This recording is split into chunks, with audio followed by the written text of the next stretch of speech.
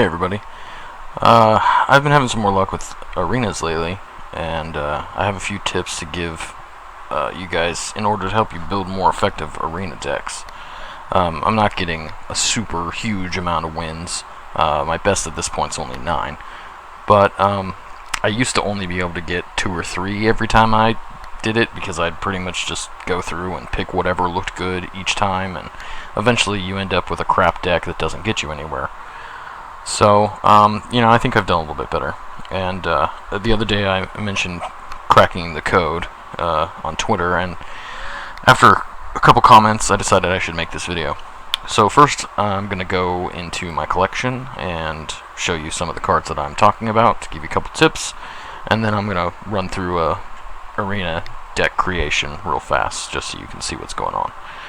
So basically the main tips that I'd like to go over are going to have to do with just the common cards. Your class specific cards, you're going to have some good, some bad. You're only going to get a random amount, and you can't really control the randomness of any of this, so I pretty much try to focus on the common cards and the neutral cards. Basically, some of your best minions are going to be ones with Divine Shield, because that's going to take more than one action for your enemy to take them out. Even though this only has 1 health, the Divine Shield essentially gives it 2 health, but you get the idea. Other cards that are pretty effective, ones that give extra attack damage. The Fairy Dragon is nice because they are forced to use a minion to attack it. You're going to want to keep an eye out for silences, such as the Iron Beak Owl. Card draw effects are great too. Loot Hoarder is one that I like fairly well. Cost-effective minions are going to be your best bet, and I like to go after ones that have more health than attack, because they're more likely going to take more of your opponent's effort to take out. The Crocolisk is a good example, and as is the Yeti. It's a 4/5 for 4 mana.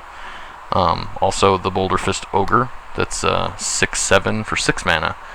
I also like token generators, like the Murloc Tidehunter and the Razor Fen blah blah blah.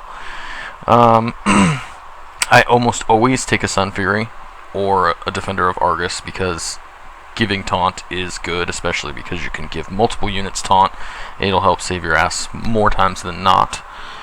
Acolyte of Pain is another good one. You want to try and stay away from the gimmicky cards like the Demolisher. Sure, it's got a nice amount of health, but more than likely it's just going to get one-shotted, and that's going to be the end of it. If you do like having some health, the Earthen Ring Farseer is going to be your best bet. He gives the most health, most bang for your buck. It's actually a very strong card. Harvest Golem is another great one. Death Rattle effects that summon other minions, always good. Keeps you in the game. That's pretty much it as far as that goes. With the rares and legendaries, you're gonna get something random. Sometimes you get legendaries, sometimes you don't get any. Sometimes you only get 1 rare. Most of the time, you're gonna be looking at your commons and your blues. So, RNG likes to screw with you quite a bit. So anyway, let's go into the arena. I have enough to buy a run. So of course you got... Great. Yeah, you get stuck with these random champions. I like to run Hunter or Warlock personally, so they just fit my playstyle. They're aggressive. Their class-specific cards are powerful. Rogues are pretty good. Mages are pretty good. For now, I'm just going to go with a mage. I have had some luck with them before. So, remember, you don't have to rush through this. There's no time limit. There's no timer anywhere. You're good to go. So, like I said, when you look at these, each one of these has their use. But this is real gimmicky. This is gimmicky. With a mage, spell damage is nice, but it's not entirely necessary. I prefer the Sun Fury in this case. Now here, a taunt would be okay. Dealing 2 damage is alright, but this guy's only got 2 health. That's kind of weak sauce. This isn't really all that great either at a 5/4. 4/7, beefy health, and gives spell damage, for a mage, this is gold. Okay, here we got a couple class specifics. Enrage is kind of a cool mechanic, but most of the time 3 health isn't really going to help you out all that much. In this case, I'm going to go with survivability. Alright, here, even though I'm not going to be I'm a class that doesn't have a weapon, a 4/6, lots of health, decent mana cost, take it. Alright, this is a tough choice. This guy right here can be a bastard if you manage to keep him out long enough to get some tokens on him. The Twilight Drake is also nice and beefy if you have a really lot of cards in your hand, but it kind of sucks if you end up getting him late in the game and you only have 1 card in your hand, then he's kind of useless. So, situational. In this case, I'm going to go with the Defender, for reasons I've already stated. Okay, here, another kind of tough choice. All 3 of these are cards that I would recommend having in this deck. This one gives you an extra token. This one beefs up your existing minions, and this one is cheap for what you get. In this case, judging by my mana, 4s and a 7, I'm going to go with the Yeti. He seems to be pretty good.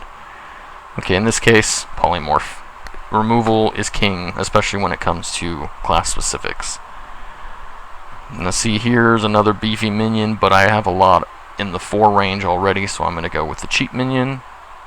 I like having a lot of cheap minions because, you know, you can throw out, when you're on turn 5 or 6, you can throw out 2 or 3 minions at once and overwhelm your opponent. Okay, with rares, I don't know why this card is even in the game. I guess it's a good board reset, but meh. I'm not going to be having any pirates, so Blood Knight is good because I intend to at least have 1 or 2 minions with Divine Shield. If not, I might end up against a pesky paladin or someone else who also follows these sorts of general build ideas. Someone always ends up with Divine Shield. This card can be nice. And it's cheap. Alright. Another secret. Getting this guy is okay sometimes because of the fact that he does give out extra attack damage. And he's a cheap minion, and he's got some decent durability to get out real quick. I have had Counterspell save my ass more times than I can count, though. It's more reliable. I'm going to hang on to that. This is obvious. Faceless, whenever you can get one of these guys, I mean, unless there's something in here that's epically awesome, Faceless is your best bet, because you're going to be able to steal one of their minions. Alright, another Twilight. Young Priestess is a good card for adding additional health, particularly if you are trying to get away from getting all of your minions that are cheap getting destroyed by AoEs. This guy will help you beef it up. Unfortunately, he's really easy to take out. In this case, I already have a couple secrets, so I'm going to go for the secret mage guy. Okay, here, just going off of cost effectiveness, this is your best bet. I like spell damage, but a 1/4 is just kind of blah to me. Take another Polymorph. The awesome thing too, keep in mind, in arenas, if you haven't figured this out yet, you can have more than 2 of any given card, so I could take another Polymorph if I liked. Okay, in this case, I'm going to go with the draw, because I do not have anything that gives me draw yet. I don't particularly like either of those cards.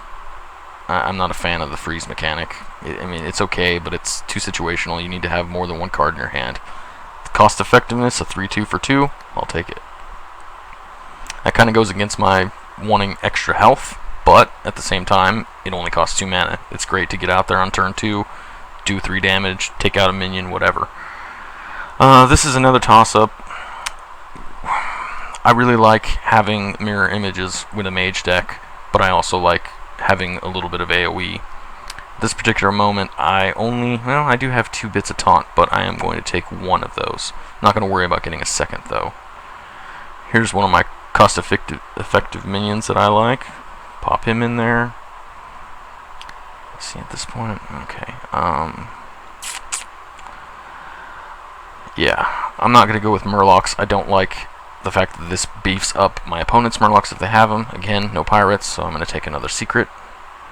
Kind of wish I would have taken that other secret guy. Another one. Yeah, I don't like the gimmicky bits on those, so I'll take another secret. Divine Shield all the way. AoE. You always want to have at least one major AoE, and this is the end-all be-all for a mage. Alright, like I said, I'm not going to worry about that, so we'll do another removal. Oh, it's very tempting to have two of these, and considering I have plenty of card space left, I'm going to do it. Alright.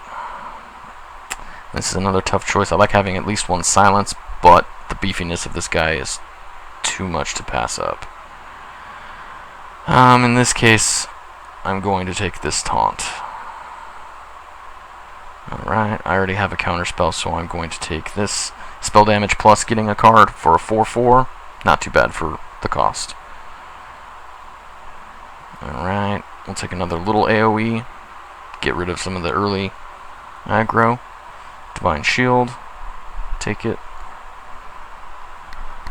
Because I have lots of spells, this will help me keep cards in my hand. See? In that particular instance, I did not get a single legendary. That'll happen a lot. But you'll notice too that I only have 2 of 2 different cards. Everything else, don't be afraid to mix it up.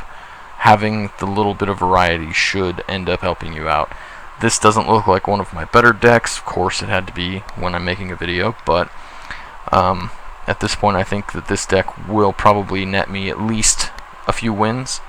RNG has a lot to do with that, and every time that you go into creating a arena deck, this is kind of the way it works. Sometimes you win, sometimes you lose. But hopefully some of those tips will come in handy for you guys, and let me know if they do. Good luck out there.